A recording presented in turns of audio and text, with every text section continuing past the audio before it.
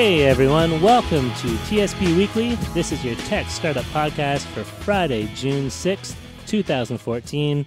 Today we're recording at the Center for Entrepreneurship at the Dune campus of Conestoga College. And thank you very much to Conestoga for letting us use your wonderful, beautiful space with green chairs and comfy couches. My name is Darren Conley. I'm a local tech entrepreneur here in Kitchener-Waterloo. With me is my co-host, fellow tech entrepreneur, Stephen Campbell. How are you today, Stephen? I'm ready to eat my own dog food today, Darren. Really? Yes. Are you just using that fancy phrase to tell us you're hungry, or are you actually using like the tech terminology? This is a new tech term that I learned today. I heard it twice within about an hour from two different sources. And basically, it's a Google word, I think, and they have a tradition of having their own employees use their prototype technologies as a practice known as eating your own dog food. Yeah, use your own products, right? Absolutely. Yeah, test your own stuff. All right. So what are you using? I'm ready to test some chat software that I've been working on lately. All right. I'm looking forward to testing it myself. It's called Hubble. We'll talk about it more later. You and the shameless plugs, man. Joining us today is our guest, our first guest ever on the podcast, Mr. Samy Wafa from Hackernest. How are you today, Samy? I'm great. I'm awesome. Very happy to be here. I hope you're not too nervous being in the presence of such dog food eater? celebrity podcasters here. This is my first time, so it's good enough. Okay. We'll all jump off the cliff together. Yeah, excellent. Good stuff. So we thought we'd just talk a little tech news here. Stephen and I recently were reading some articles about the Google driverless car, and I don't know, Sammy, have you heard much about the driverless car stuff from Google? I heard it looks cute for somebody who's in robotics here locally in town. I don't know too much about it. Okay, sure. What was their opinion? Did they think it was a good idea or a bad idea from a robotics standpoint? I just remember them saying it was cute. And yeah, so it's with new technology, it's always important that it be cute. yeah. Exactly. And it is cute. It's got a smile and two eyes on the front, and I think they designed it to look approachable and to look cute. The latest one I saw that was on the cover of the local paper. It wasn't the cover, but it was on one of the sections covers. Yeah. So it's a face. It's a little cute face, and that's exactly what they were talking about. Is it is cute. Well, like cars in general, if you look at the front design of cars, they're designed to kind of look like a cute face with the headlights and with the bumper. Yeah. You want people to get that smile. Yeah, I guess it depends. And more aggressive, like sports cars, they want that kind of meaner profile, right? Yeah, I know you're right about that. Yeah, there's a lot of psychology. You wouldn't think, right? There's a lot of psychology that goes into like the front of a car. Yeah. But so the Google driverless cars, for anybody who's listening who has no idea what we're talking about, Google's been developing this technology for the past several years, starting out with kind of retrofitting existing vehicles to be self-driving. They've done hundreds of thousands of miles. And they're testing them in the States, so I say miles instead of kilometers, right? Yep. Hundreds of thousands of miles worth of test driving in Nevada and California. With, as far as I know, no road accidents. I think the only issues they had, there was one accident that happened when a human had actually taken control of one of the cars. Right. I think there were three accidents. Two where the Google car was hit by another driver. Right. And one where they were involved in a minor accident, but the driver was actually in control of the Google car. Right. So I guess the laws, one of the hurdles that this whole Google driverless car fiasco is facing is that the laws in the states are that you have to have a driver, Right. You have to have a steering wheel, you have to have a brake pedal. So the whole technology needs to have some lobbyists to change the law. And as I understand it, California and Nevada have both moved forward to be more accommodating for Google. They're allowing the licensing of these driverless cars. Exactly. But as far as I know, you had to have a human behind the wheel, even while it was driving in driverless mode, just as a backup in case something went wrong. Right. So they've done a lot of demonstrating what's the term I'm looking for here? Demonstrating that it works, right? Sure. Yeah, the proof of concept. Proof of concept. See, you've got the terminology. I completely. That's because I've been eating my own dog food. Excellent. They've got the proof of concept going on. I think the few kinks that I had heard about were just issues with like completely snow-covered roads, preventing the cars from kind of seeing the lane markings, and dealing with like police having to give hand signals to direct traffic, so the cars can't quite figure out the hand signals yet. But apart from that, things have been going full speed ahead, and it's great. So I guess what I want to talk about a little bit here today is just some of the industry ramifications for the future of driverless cars. Personally, I think, and many people have told me I'm far too optimistic in this view, but I think that driverless cars are going to be a reality, a commonplace reality in the next, say, 10 to 12 years. A lot of other people saying, "Oh no, it'll be 20 or 30 years before Google driverless cars are on the roads on a regular basis." So first of all, I don't know. What do you guys think? Is this something that's coming up quickly? Is this something that you think is still far down the road? Sammy, what do you think? Yeah, well, I don't. I left my crystal ball at home, so I'm not entirely sure when it's going to be feasible on a mass scale. Sure, but. Yeah, I mean, as to when, I think they got to sell it. They got to make it look cute. They got to make it look safe. Sure. They got to deal with the legal legislation. Sure. So yeah, we'll see when will that happen. But I don't have a prediction in mind. What about you, Stephen? I think it's so huge. Like the more I read about it, the more I realized that it really is a huge industry, and it really impacts people that I didn't think about at first.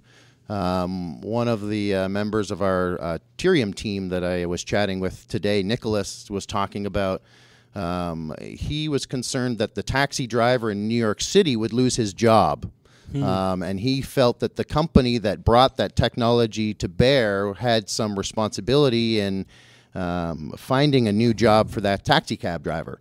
So that was an interesting conversation because I thought that would really stifle creativity and invention if you were then responsible for the morality of your inventions. Right. But it was interesting. But, I think that's the nature of disruptive technology, right? It changes the world. It changes the way that these ecosystems operate. So I don't know. I don't want to sound calloused in saying too bad, but I mean, when the car was invented, there was a lot of blacksmiths who were no longer making horseshoes, and a lot of horse breeders who weren't selling horses and carriages anymore, right? So, right. Yeah. And I think hopefully in today's society, if people are paying attention to how the world is changing and are able to adapt, then they're going to do fine.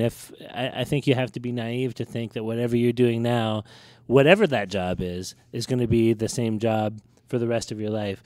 I mean, I think there are very few jobs that are not going to evolve because of the growth of technology. I guess in some ways, like, there's always going to need to be plumbing, right? Right. There's always going to need to be farming, but the tools that we use to do those things and the skills that you need to do them are going to change. So maybe the taxi drivers can become driverless car mechanics or something. I really think it's the numbers that are going to be so impactful because Google talks about 90% less injuries and accidents on the road, 90% less cars on the road. Mm-hmm. And when you talk about 90% less injuries or deaths, last year in the United States, they had 30,000 deaths. Right. So if you could reduce that by 90%, that is a big, big deal. So then you would have people like MAD or Mothers Against Drunk Driving who has sort of come up to raise awareness about that and prevent car death would be behind it. Well, right? and drunk driving will no longer be an issue in a world of driverless cars, right? That was actually that was just on my mind. Yeah. Right. Thanks, sorry.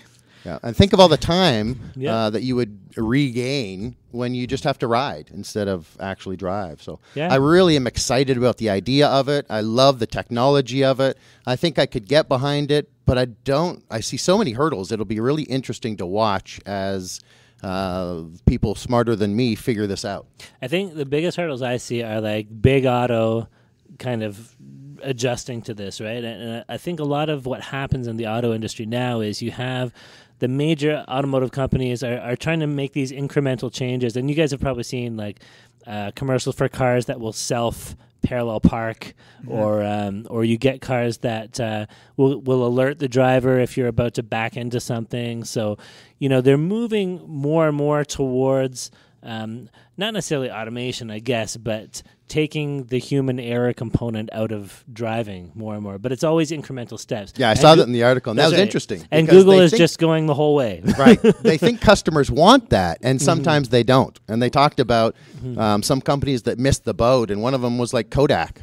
Right. And how the digital era just blew them away, and they thought customers wanted incremental change. Yeah. So they were offering a digital preview on your camera of a film camera. Right. So that was, and they really lost out on that because they were not fast enough. Yeah. And people blew them up. So I think it needs to be disruptive change. I think that you need to come in and almost like Disneyland, you start in a city or somewhere, and I almost think.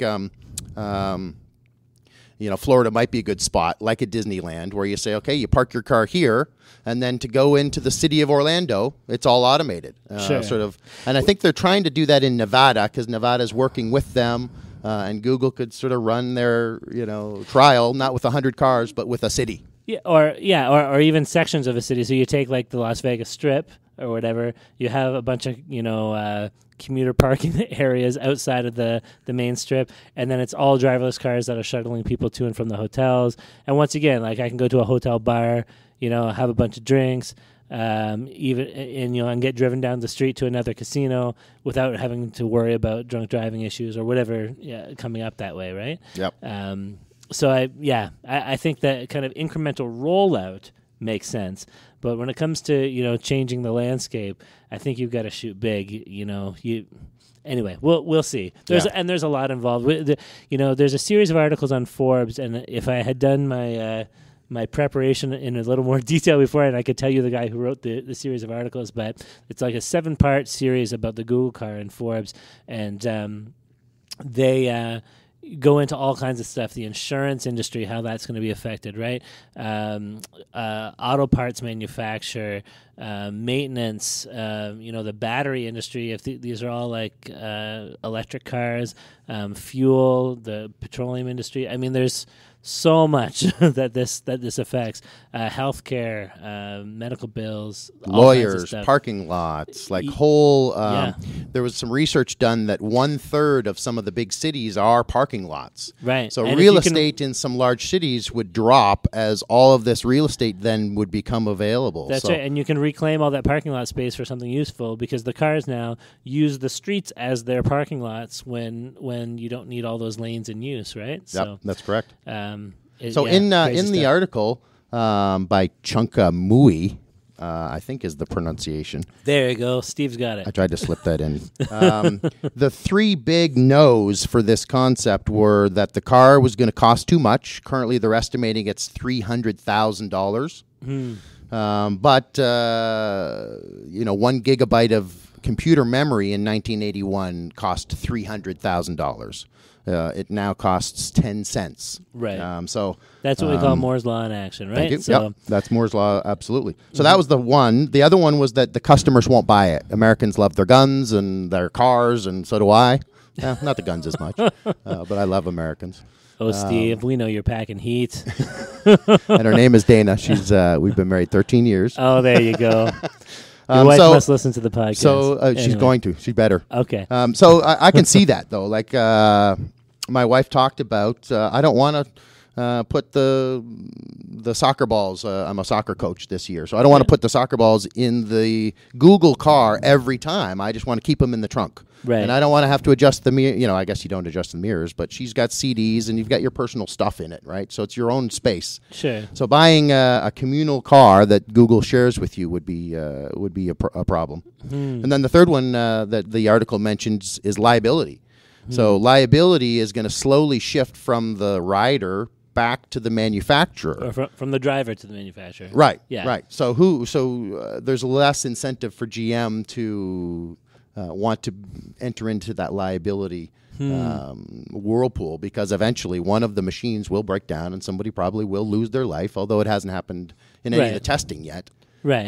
So those are the big 3 things that this article has identified as the big problems. Sure. I think the second one is probably the biggest one, like dealing with the identity issues. But, at the same time, I think a lot of younger generation, and Samy, I think you're probably a little bit younger than Steven and I, so maybe you can speak to this. But I think a lot of the younger generation aren't quite, they don't have their identities quite as wrapped up in owning a vehicle as maybe some of the, the older generation, especially like people in my dad's, age. He grew up in like the 50s and 60s where owning a car, like having a cool car was how you showed people you were cool, right? And it was a big thing. It was a big sign of freedom. Like you could then go places. But I've seen lots of stats saying, a lot of young people aren't even getting their licenses till they're 21, 22, 23 these days. I don't know. Do you have any opinion about that, Samy? I actually I don't drive myself. I don't like driving. Right. So which is a little tough in Kitchener. I live in downtown Kitchener, but before that, when I was in Montreal, it was easy to get around. Sure. The metro. Do you typically like just take the bus or like public transit? I don't like the bus. I okay.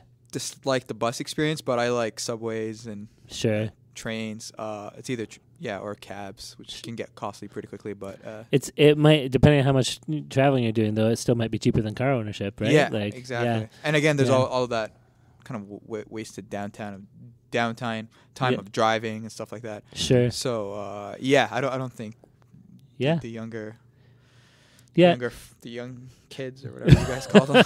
The up and comers. They don't. Driving is not. It's kind of like a thing you got to do, but. Right. So if my prediction holds that 10 to 12 years from now, driverless cars are a thing, then the kids now who are 4 and 5 and 6 years old, who would be at that age to get their license by that point, if the trend continues, that might not even be an issue, the identity factor, but we'll see. And now it is 12 to 15 years is one car cycle, I guess. Sure. So I was thinking about a generation, right? Yeah, it's like one generation of a car will last sort of 15 years. And it's also a human generation as well, right? Yeah. So that's interesting. I was thinking 1 to 2. Yeah. And let me give you a quick story because I think this is very relevant for this whole Google driverless car thing, that people will hear it and think it's neat. And this happened to me just today. I drove to London and back this morning, and my dad lent me his car because I was taking something to London we didn't know it would fit in mine. So he's got a beautiful Lexus. It was a treat to drive it. But the thing with it was that it was keyless. So I've never had a keyless car before. You push the button to start it. I've always had a key. Yeah. So I have a fob or a little key. Yeah. Doohickey in your pocket. Doohickey, yes, thank you. Sure. And it never left my pocket all day, but I was able to drive this car, so it was really neat. As I touch the door handle, it unlocks. Yep. And then I have to have my foot on the brake, and it starts. And off to the races I went. So I thought I was aware of it and thought, that's neat, I guess.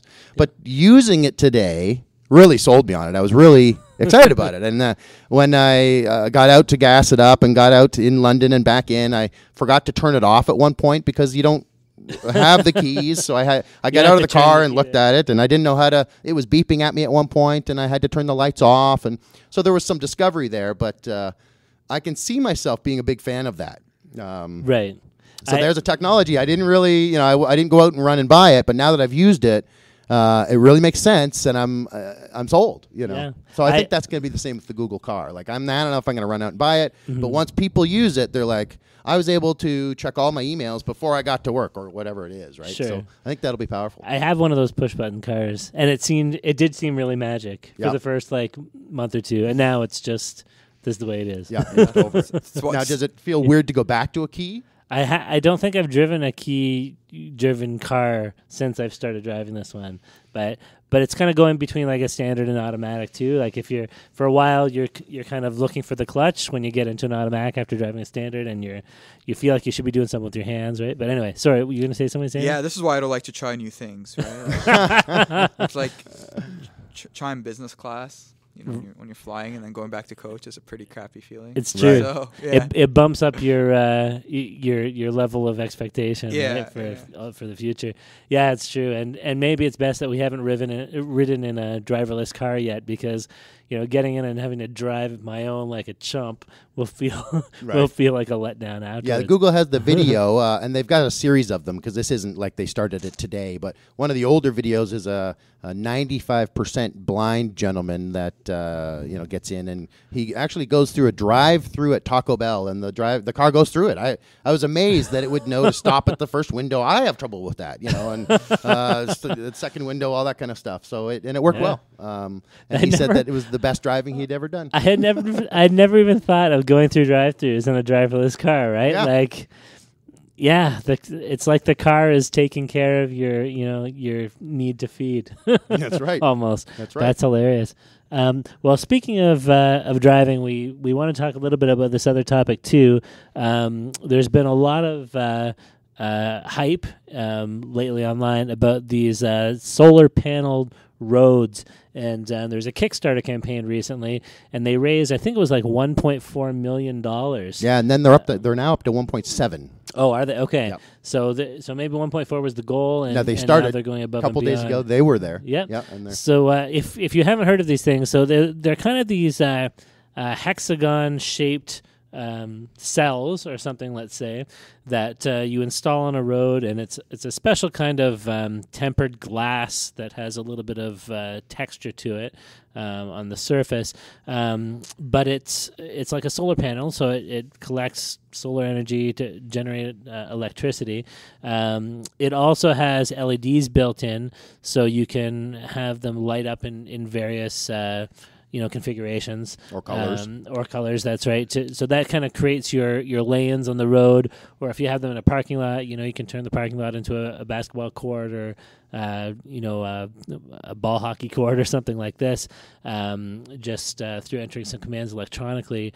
So it's pretty much like a solar road and a smart road. So it's able to. Oh, and there's the sensors, right? Yeah, so it can identify pressure. So if a child runs after a ball on the road would know and then be able to write out for the driver approaching, please slow down. There's a child that is chasing his tennis ball, or if it's a Google driverless car, it could send an alert to the CPU to like put on the brakes. There's a kid in the road, right? Or a moose. I think the picture shows a moose on their promotional materials, right, walking across the road. So it'll stop you from hitting the moose. Yes. This is probably more of a Canadian issue than elsewhere in the world. And I don't think it's a Canadian company. I think they're from Colorado. Yeah. Okay. What I remember. Are there moose in Colorado? Probably. If we have anyone from Colorado listening to this podcast, feel free to contact us and let us know if they're a moose. Anyway, so a lot of hype about this. First impressions, guys. I mean, is this a good idea? Is this something that you think is going to flop? Is this something that could go somewhere? What do you think, Samy? Yeah, I mean, it sounds interesting. Again, my crystal ball is not here, so I try not to be too much of a futurist. Try to use your powers to the best of their ability. Your predictive powers, yes. Yeah, it sounds interesting. I mean, I want to save moose. What's the plural of a moose? Moose, meese, goose, geese, moose, meese, and deer. Mooses. And, yeah, mooses, moose-eye, a bunch of mooses. You want to save the moose? I want to save the moose. Yeah. Yeah. So, okay. Yeah, I was really excited about it when I saw it and thought, I think I saw it on Facebook first, and then I saw their Kickstarter campaign, and people are just throwing money at them. So I was really excited about it. And then I dug a little further, and there seems to be a bit of a upswelling of backlash about this idea, and the high-level view of why would you take a road and a solar panel and combine the two. I read some counter articles to the solar panel pros, and some of them are talking about engineers would never agree to it and this and that, and how it one of the things that they need to be able to do is tilt the solar panel to track the sun, and that it would be unable to do that. So, I think for maximum efficiency, right? So you lose your right? efficiency, Yeah. and that there's a certain level of productivity, I guess, or I'm not sure what the solar panel jargon is, but it's a matter of efficiency that it's 80% for something, but in this application it would drop to like 18% efficiency or something like that. Maybe they're hoping just by covering enough surface area it'll make up for the lack of efficiency. Yeah. I don't know. It seemed like there were a lot of technical hurdles to it, and some people really scoffing at it, saying, look, you're going to get salt in between those. They're going to be loose because you're going to have to pull them out and repair them. Hence, they're going to be slamming and jarring into each other. You're going to have glass shards on the road if one of them shatters, and that's a lot worse than a few chunks of asphalt coming up. Sure, yeah. So, and it didn't sound like it was as good of an idea, I guess, as the Google driverless car, because there's going to be 1,000 things that are going to come up as roadblocks, if I may, for the Google driverless car. And it'll be the same for the road panels. But for some reason, I'm just not as excited about it. I could see it working in South Beach, Miami, for example, in a downtown area where you say, okay, we're just going to do it in this sort of pedestrian area where it's going to be neon, and we can change it because there's parades or whatever. Well, and lots of sun in the southern area. Yep. So I could see it working in limited applications, but I don't think the QEW or the 401 is going to be running out to pave the roads with solar. No, I don't see that happening. I think there's a lot of cost involved if you're talking about converting major sections of roadway into this new technology. We already complain up here in Canada about how much of the summer is taken up in road construction, and just imagine having to not just repave, so to speak, whole sections of road, but you have to beta test them now. Right. You've got to troubleshoot, the software for your road to make sure that it's working right. You've got to install all kinds of security features so that people aren't hacking your road and, making all kinds of crazy lanes or posting profane messages across the street. Right. There's so much potential. There's not a lot that can go wrong with, an asphalt road. You get the occasional pothole or crack. But with something like this, there's just so much that can go wrong with it. I don't know if it's necessarily worth the trade-off just to get some extra solar power out of it. Yeah, talk about liability, right? Right. One of the things that, if I can go back to the Google car, one of the things that was a positive was road construction, and that you can make the roads smaller with an automated system. Right. The cars can drive closer together. So you would save a lot of money in reducing the size of the road. Sure. China, in the next 2 to 3 years, has budgeted $800 million to do road repair. Right. So there is one of the possibilities for a scenario in which the Google car would be could be used as a China version of it. Well, and you have right now you mean a Baidu car, right? Right. That's right. I think right now too you have rules about having to have a shoulder that's so wide on each road for emergencies to pull over or whatever, and a lot of those things. Yeah, once again with the driverless car, you wouldn't need to worry about that. But with the solar panel roads. Yeah, not quite sold. I am sold on the driverless cars. I can't wait for them to be a reality. The solar panel roads, I'm not holding my breath. Right.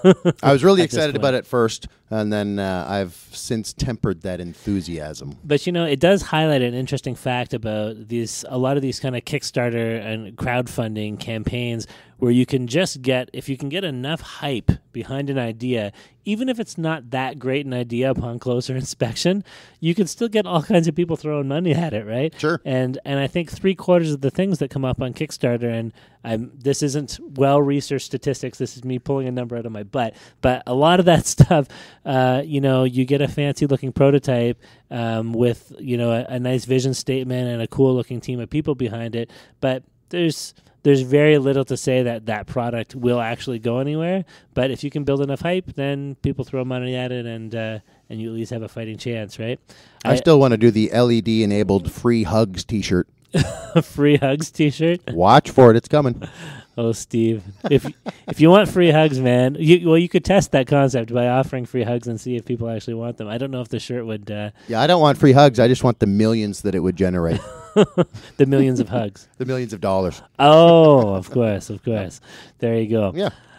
Well, moving on here, guys. We're actually at about half an hour here. So we had a couple other things we were going to talk about as far as some local events here, but maybe we'll save that for another podcast and spend some time talking with Samy. So for those who who have jumped in late into the podcast. That's unlikely. I'm sorry, I just got here.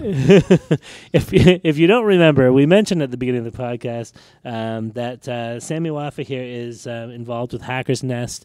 They're I want to say a local organization. They're an organization with local representation here, as well as in many other places around the world, supporting tech communities and. I should actually let Samy explain it, I guess, because he can do it better than me. Yeah. So maybe, Samy, tell us a bit about who you are, what your own background is, and about your involvement with Hackernest and what they do. Yeah, absolutely. So you did a pretty good job of describing it there, Darren. Okay. So you just left out the beer part. The most important part of Hackernest. Yeah, Yes. Thank you, Kaboom. Whoever it is. Sure. Could be you guys when you guys blow up. When we have enough money to buy people LED beer. Thing. Yeah, should be next weekend. Yeah.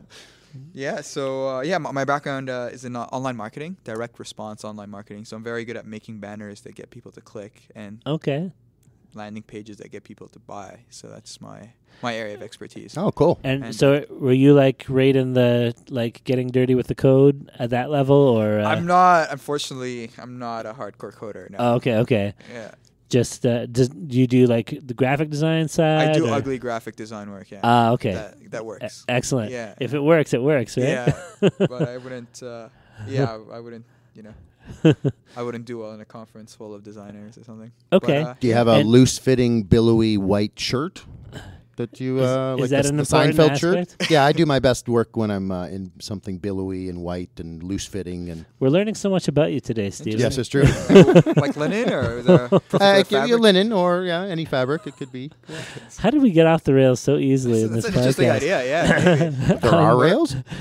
let me ask you this then, Samy. So did you were you working with a marketing company or some kind of group? No, I had my own online marketing company. It was online direct response marketing company that I grew to low six figures in revenue while I was in university. Wow. Awesome. Very low six figures. The low six figures is better than most university students are pulling. That's awesome. Or most jobs. Sure. So those opportunities dried up, and lastly, I worked for a startup in the antivirus space in Montreal called Fix Me Stick. Okay. Fix Me Stick? Yeah, it's a bit of a funny name. But okay. Like a USB it's automatic. It's a USB stick with 3 antivirus engines on it, running off a version of Ubuntu called Lubuntu. Okay. So it starts before Windows starts, and the virus can't interfere with the virus removal process. Right. There's some viruses that could do all types of nasty So it's things. like booting up in safe mode to begin with. Yeah. So for folks who don't know how to do that type of thing, or so instead of taking their computer to Geek Squad and paying $100 or $150 or whatever it is, they just buy a Fix Me Stick for $60. It's a yearly license, and you got 3 antivirus engines. It's Kaspersky, GFI's Viper, and Sophos. So it was a pretty neat idea, and I was testing different online marketing channels to see what would work for them. Oh, cool. Surprisingly, radio advertising was what worked. Est-ce que tu parles français? Interesting. Est-ce que je parle français? Oui. Oui, je parle français. Comme ci, comme ça. Excellent. How's Montreal? It's a good city. It's a fun city. Yeah. Grand Prix weekend this weekend. So right. Unfortunately, I'm not there. But things get very.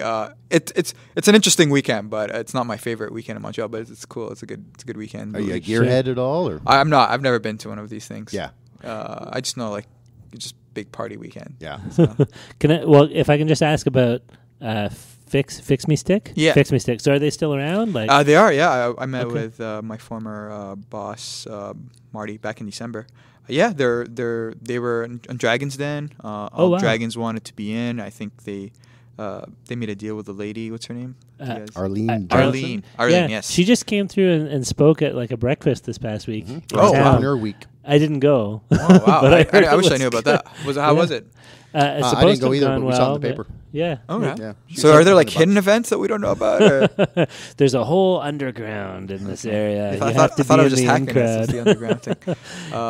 No, that's cool. So they're still around, and do you am I allowed to ask? Do you still own a piece of equity in the company? No, I was just an employee. Oh, just. That's too bad. So you can't quite get the big cash out. Did you eat the dog food? I did eat the dog food, and I made others eat the dog food too. Are you still using it now? I am.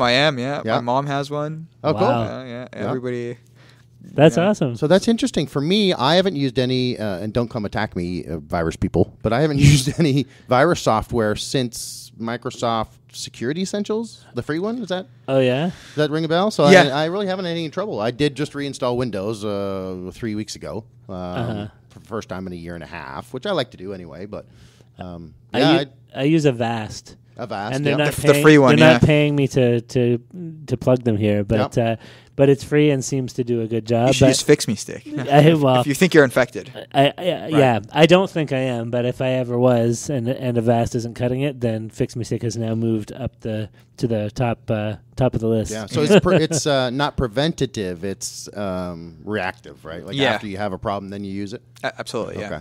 Huh. Cool. So yeah, no, they're doing well. No, I learned quite a bit when I was there. And you were living in Montreal when you were working with them. Oh, you're still working with them now, though. I'm not. No, you're not. I've actually started. Most recently, started a online lead generation company, Okay. and we're hoping to do things at a national level. Okay. We're not quite there yet, but we'll. So generating leads for dentists, plumbers. Sure. this Small kind of- businesses and Yeah. So there's some interesting niches as well that Wow. we're looking into. Are you? Okay. Can you tell us the name of it, or is it too early yet? It's the name of my company is Yellow Scissors Incorporated, but it's Okay. I mean it's still Yeah. we're just testing things out and we're getting some decent results, but Okay. I mean it just says yeah. my website is just like email me for inquiries type thing. So Yeah. it's nothing official yet. Just but, a landing So, page. so if Yeah. any plumbers or dentists are listening to this podcast, keep your eye out. Yellow Yeah. Scissors. Is that will the name of the product be Yellow Scissors, or you're still No, figuring we're that out? just making deals Yeah. with folks and testing things right now. Okay. Yeah, we haven't figured out the model yet. But, okay. They're Oh, walking. cool, They're cool. not running with their scissors yet. yeah. Oh, No. there you go. Yeah. Yep, George Nice. Carlin just rolled over in his grave again. There he is. You know, I gotta just interject here. There's a book we got. I have a 4-year-old son, and we got this book out of the library called "My Dad Thinks He's Funny." Yep. And it's a book all full of like the dadisms, right? Like all the horrible puns. And as a dad, I never, growing up with a dad myself, I never thought I would be that guy. And now I find I'm becoming that guy. And I guess most of you listening can't really tell by seeing, but Steven's got a few years on me. So I'm afraid that by the time I'm at his dad level, like you're going to be hearing these same really So are these all horrible jokes coming from dad me. jokes? Yeah, that's Or just dad the- like jokes, daddy well, jokes? like or? either the bad puns like that, Yep. or the things like I'm trying to think of all the crazy sayings. Like my dad, whenever I used to ask what are we having for supper, he'd always say pig's feet and dandelions. I don't know why, but it was like the go-to phrase. Or if a I good said one. I'm I've never heard that thirsty, before. he'd say if I said I'm thirsty, he'd be like, "Oh, I'm Friday. Let's get together on a Saturday and have a Sunday." Like the dumb kind of dad catchphrases, and Anyway, this we should do a whole separate thing on dadisms one day because Sure. they Well, all Father's Day is somehow coming up. come up. Yeah, there we go. I got a friend who always says those types of things, but he's not a dad yet. Oh, well, so he's- he's Maybe ready he's for a it. dad in training. Yeah, he's Yeah. already got it ready. Yeah, As far as he that's knows. funny. So getting back to Hackernest. So yeah, we know that Hackernest involves something about networking the tech community and something about beer. That's a dirty word. We don't like to use. You don't like networking? It's Okay, forget I mean, networking. it's official policy not to use that word. Okay, so my mistake. That's okay. I didn't get the memo, so Okay. tell us what it is. If Yeah, so not it's an networking- informal tech social where people who are interested in tech, whether designers, developers, sales, marketing, social media people that are bored, people that want free beer, Yep. or There's a lot of people who are bored and want water free beer or yeah. whatever. Sure. Or want to just hang out.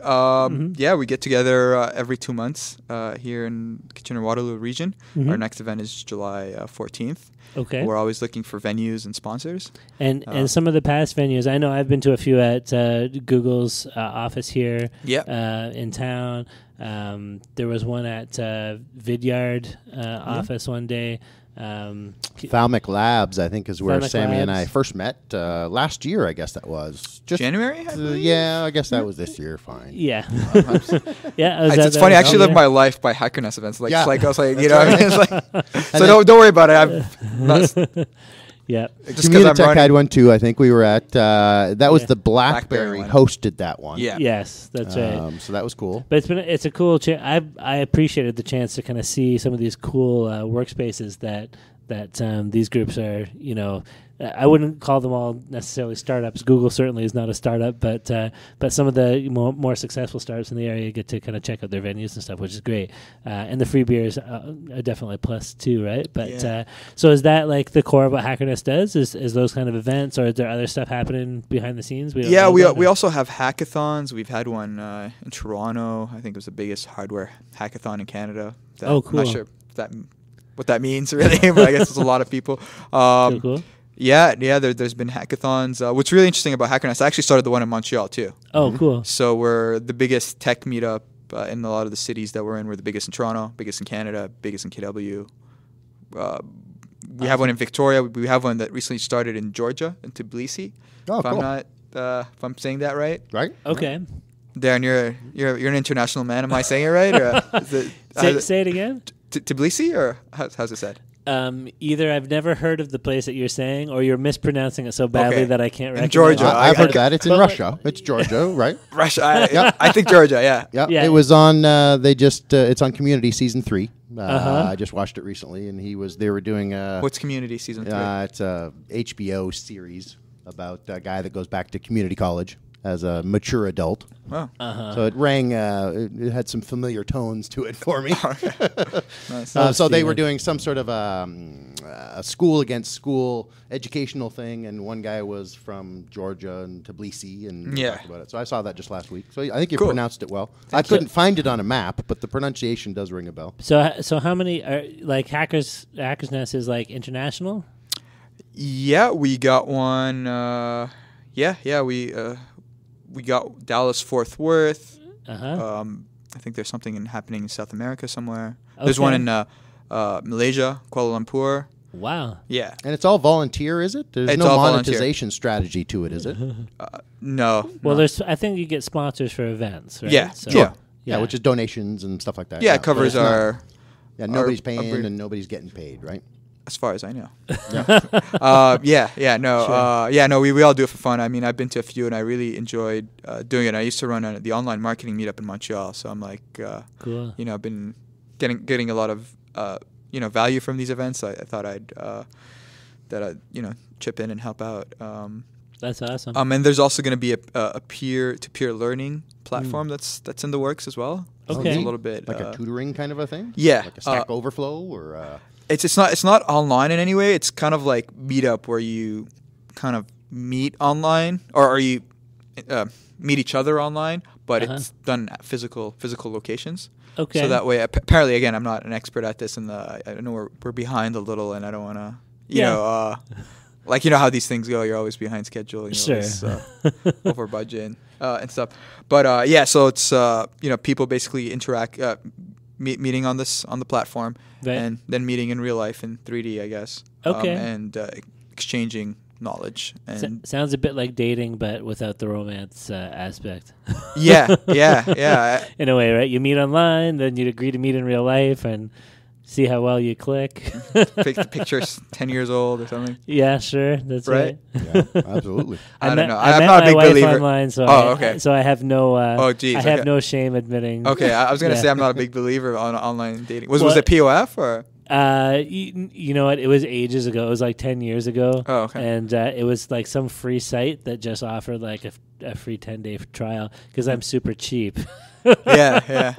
Somehow I ended up getting a girlfriend and eventually a wife out of for free having that quality. Yeah, for free. Nice. Nothing for cheap free. about that. It was cheap to meet her. It wasn't cheap to marry her. Oh, I'm gonna get, honey. If you're listening to this, I apologize. Best investment I've ever made. There you go. Perfect. So, do you have any? Do you have any name dropping? Can you give us like who's the coolest person you've ever hackers nested? Or attended an event? Or any cool stories from Hackernest? Or there's a lot of, I mean there's a lot of smart people that come to mind, also interesting people as well. But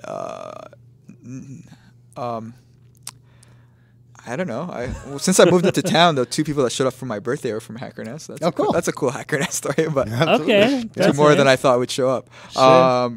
But we had like 300 people at the Google event. Yeah, no, the awesome thing was I was looking for a job for some time, and then I kind of figured out that I may be unemployable given my my venture in university and stuff. I'm not sure if I have the right temperament for it. But yeah, I got a lot of, and this is a pro tip for anybody who's looking for a job or sort of co-founder or partner, is, Hackernest is where you want to be. So I got a interview at Facebook, at Vidyard. Wow. Just through Hackernest? Through Hackernest, people that I met at Hackernest between here and Toronto. Yeah. That's awesome. So, yeah, the most interesting folks make it out to Hackernest. Maybe, Sure. So.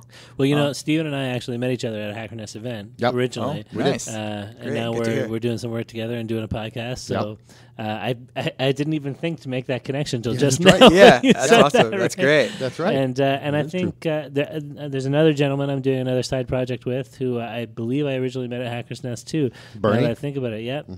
My friend Bernie, who you Nice. might hear about in the future on this podcast. We have to have him on as a guest. He'd be a riot. We need to have Bernie. But it's true. There's a lot of connections happening through hanging out with people and drinking some free beer at Hackernest events. So whatever you guys are doing, it's working. Yeah, no, it's an awesome time. And a lot of my friends in town are from Hackernest. Most of them are, I think. Okay. And even the guy that I'm currently collaborating with to see if there's something there is from Hackernest as well. So cool. Yeah. Wow, that's awesome. Yeah. Do you find that you always sort of have a project on the go, even though if you're sort of employed and have your job, are you always working on extra stuff? Is that sort of pretty typical for most of the Hackernest guys? There is no. There's no typical for that crowd? Yeah, there is no typical, and I think it also varies city to city. But I always find people doing interesting stuff and have some tidbits of information that I never thought about, or people making UAVs or like just stuff that I don't. Sure. So it's just an interesting kind of time just to be in the flow of knowledge and frontier of things. I really enjoy it, and I wanted to point out that there is also wine available. If you're French or don't like beer or whatever, and water available too. So you're not forced to sit and sweat. I was going to say there's wine available if you're pretentious. I'm just. I don't think it's good wine, is it, or is it? I'm not a wine. I'm not a wine connoisseur myself, to tell you the truth. That's the job, I guess. But I'm not sure. It's red. And it was wet.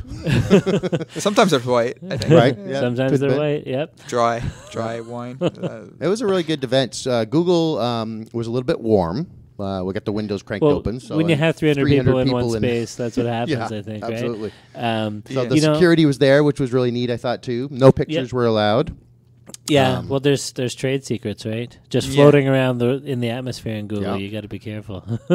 But I was just gonna say, I do appreciate every time I've been to a Hackers Nest event. I always walk home with 2 or 3 business cards in my pocket, at least, from interesting people I've met, and and a bunch of cool stories and introductions. And I've never gone and thought, oh, that was a waste of my night. No. It's always been a good thing. So. And I agree. And even before I was a co-organizer, even when I'd go, sometimes I'm like, oh, I should have. Especially if I'm here and I go to the Toronto one, I'm like, oh, I should have. This was a long trip, but I always end up not regretting it. Even if it starts off a little slow. Yeah. So it's always a good time. But interesting people that I've met. There's like last time I met somebody who has something on Kickstarter, and they've raised like $100K or $150K. Oh wow! Do you remember what it was? I forgot. It was it was like I'm gonna sound like an idiot if I'm gonna butcher. It was like some sort of thing that gives you extra storage space that you could connect wirelessly to your phone or your tablet with. I think it's M-Block. There we go. M-Block? M-Block, yeah. Because I met the same guy. Mm-hmm. Yeah. And apparently they're doing half decent on Kickstarter with their fundraising. Yeah, I think over $100K mark is pretty good. They're amongst the best in the province.